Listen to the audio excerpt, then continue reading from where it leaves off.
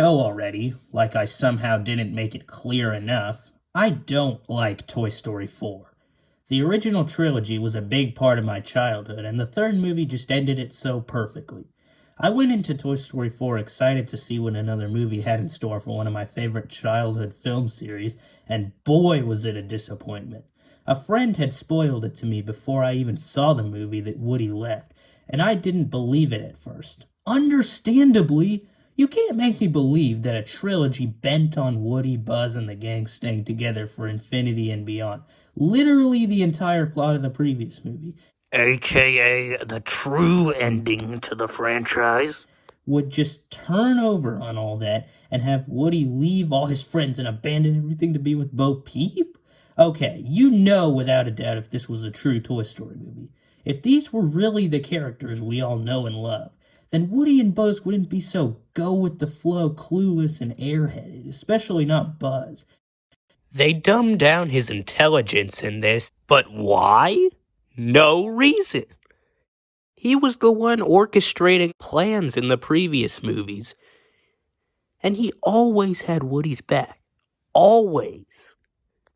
And Woody. What did they do to Woody? Every scene in this movie makes it seem like the universe is against him.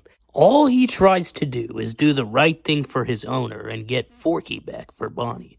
And he just gets constantly bullied by Bo Peep for it. This is so out of character for her, by the way. The villain wins at the end because she gets his voice box. Something that's a part of him. This whole plotline is so stupid. Why would she need a voice box to be loved by a kid? That's not how that works. Not every toy has a voice box. A kid might still want Gabby, even if she doesn't have a voice box. Don't steal Woody. This is so stupid. Whatever happened to the actually well-written villains? They also try to force this whole, he's one of the toys Bonnie's neglected thing on you, when that doesn't make any sense because, one, he's shown to be being played with in the movie. And two, even if he wasn't being played with, he would never just leave like that like he did at the end, because he made a promise that he would stick together with his family that we've seen over the first 3 canon movies. And no, it's not like a forced thing either, like, oh, you have to stick with us, you can't leave.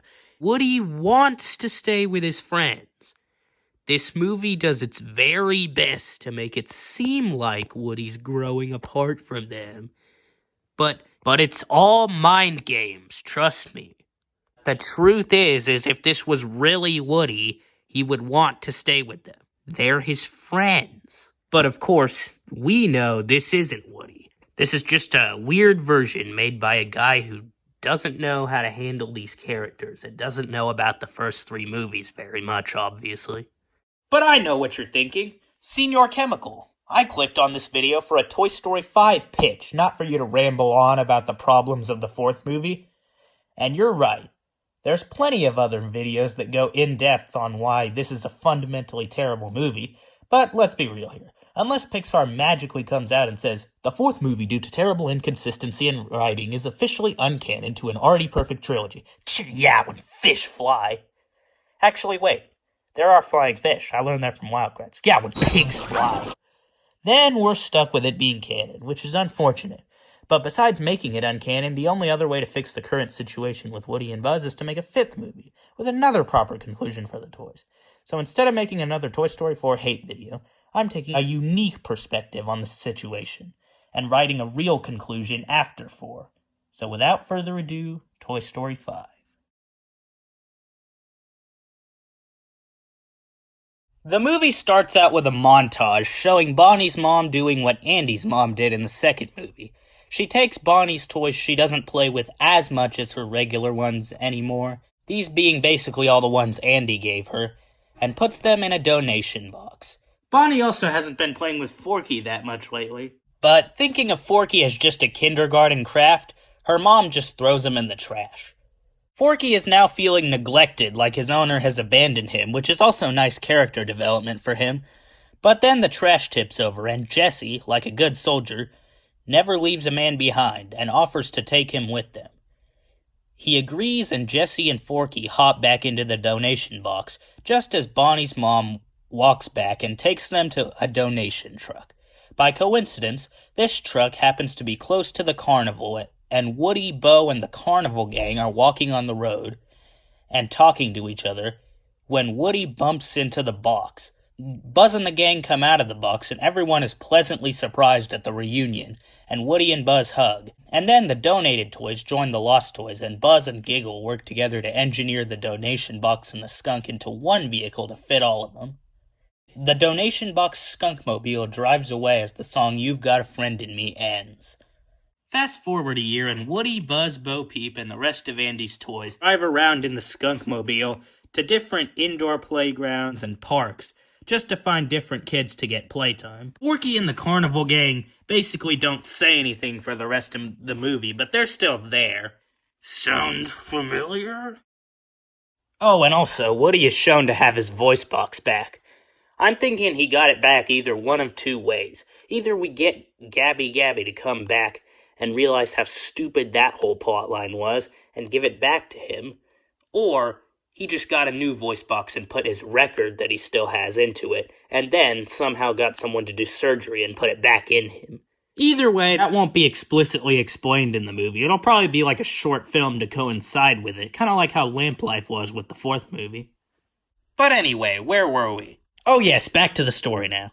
One night at the park, as the last kids leave, the toys are having a staff meeting in the box. Buzz gives the status report that they're all starting to slightly adjust the lost toy life. Slinky points out that the batteries on the skunk are running low, so they need to go to the store and get new ones. To which Ham adds, maybe also get a checkerboard, it's getting boring in here. And Mr. Potato Head remarks, are you kidding? You could barely fit Rex in here. This ain't Andy or Bonnie's room, Ham. This is a moving box on wheels. Rex turns around and says, I can't help it that the Tyrannosaurus Rex has a naturally big tail. Accidentally whacking Bullseye and the aliens with it as he does. Bullseye jumps out of the way, but the aliens get hit and squeak right into Mrs. Potato Head. Mr. Potato Head says, oh, it's a hopeless cause. I'm done trying to live in a box in the middle of the wide open dangerous world, narrowly avoiding being seen by people. Ham adds, we're sitting ducks out here. No offense, looking at Ducky. And Jesse says, Potato Head's right, you know. I've spent my days living in a box, conquered that fear, and I'm done with it. So the toys unanimously agree that whatever store they go to get the batteries for the skunk, they're gonna stay there and eventually get bought by a kid again. Guys, I hate to break it to you, but the nearest store here is 50 miles. There's no way we can get there with the skunk's battery level. But just then, Woody overhears one of the drivers in the parking lot of the park talking about going to a store. Ham glues some money to the ground, and the man goes over to pick it up, distracting him long enough for Woody, Buzz, Jesse, and Mr. Potato Head to open the trunk of his car as Ham walks over. And the gang loads the skunkmobile into the back of the trunk and closes it, just as the man gives up on the money and walks back to the car to drive to the store. We then cut to the car driving up to the store and the man walking out as the trunk opens and the toys sneak to the door. Buzz notes, it's a thrift store. There's gotta be some vintage fellas in there, and Mr. Potato Head says, yeah, we'll fit right in. Music plays in the thrift store as Woody and Buzz stealthily carry the skunkmobile by the cashier and go to the toy shelf. Soon the cashier organizes the comic books and then closes up shop. Woody and Buzz open the box and say, alright guys, we're here. Now all we gotta do is wait to be bought. You know the drill, just like your days on the shelf. We've all been there, so sit back, relax, and I'm gonna figure out ways to convince a kid that buying all of us together is a good deal, so we stay together. The other toys are thrilled. We're finally getting an owner again, Bullseye, says Jessie. Yes, and she hugs Buzz and Woody. Thank you. Slinky says, you've really outdone yourself this time, cowboy. Ham says, way to go, Woodstar. And Rex says, I find consistency easier to work with as the dominant predator, you know. The aliens say, oh, But while everyone is celebrating, Bo Peep is off in the corner looking mad. The other toys go explore their new thrift store as Woody checks on her. Bo, what's wrong? He asks. Oh, nothing. Just happily waiting for the billionth kid to play with me, then grow up and move on the next second. Bo, look, this is what it's all about. We've had our lost toy life, our being there for a kid life, our loved by a kid life. We've all been through our ups and downs. Sadly, you weren't there for most of ours, otherwise you'd understand what being there for a kid means. Not being selfish. And then Woody walks away, tilting his hat. You know, says Bo Peep, you can be there for your kid all you want. They'll throw you away the moment they can. And at that moment, Woody gets flashbacks of Lotso. Well, Andy and Bonnie never did that. There's then a scene of both of them looking guilty and thinking about everything that's happened. Woody, there's plenty of kids who would love playtime with us, and they're coming tomorrow, says Buzz. Yeah, Buzz, says Woody. Suddenly, we cut to a rubber chicken and a soldier action figure. Well, well, new arrivals. The rubber chicken sneers to himself maliciously. And there's a zooming out shot revealing the night sky. Then the iconic clap pattern as it turns to morning. The lights go on in the store, and Woody says, New kid, here we come. But just then, he hears a strange squeaking sound. Huh, who's there? He says. You're messing with the wrong sheriff. Woody? Says a voice. Is it really him, boss? Says another voice. Who goes there? Says Woody. And four familiar toys emerge from a pile on the shelf. Wheezy? Says Woody. Etch? Lenny? Snake? Woody! Says Wheezy. No way! I thought I'd never see any of you guys again. I never thought I'd see the toy who saved my life again, said Wheezy. So this must have been the place Andy's mom donated you guys all those years ago. Rex walks out with everyone following him and says, Has anyone seen my tail? Now's just the perfect time to lose your tail, Rex, Mr. Potato Head remarks. He then looks over and gasps, and the other toys notice too. They run over and greet Andy's old fellow toys. Let's see, said Wheezy. All of you guys stayed together. Wait, where's the Green Army Man? Ho, they settled down for daycare life, said Woody. And we all almost did too, but that's a story for another time. Well, we've been living under the benches in the clothing department of this store for many, many years now, said Wheezy. What are we doing? Come on. RC's gonna be so happy to know you're back, Woody. Wait, you're telling me my old buddy RC is still with you guys? Asked Woody. Oh, you'd be surprised, said Wheezy. And they go to Wheezy and the gang's hideout, which was a bunch of benches with 4 mirrors covering where the legs should be. Wheezy opened up one of the mirrors like a doggy door, and the toys all went into the bench. I like how you adjusted to lost toy life, Wheezy, said Bo Peep. Suddenly, RC drove up and happily reunited with Woody. Then the toys gazed ahead of them, and standing there was almost every one of Andy's toys that had been donated before them.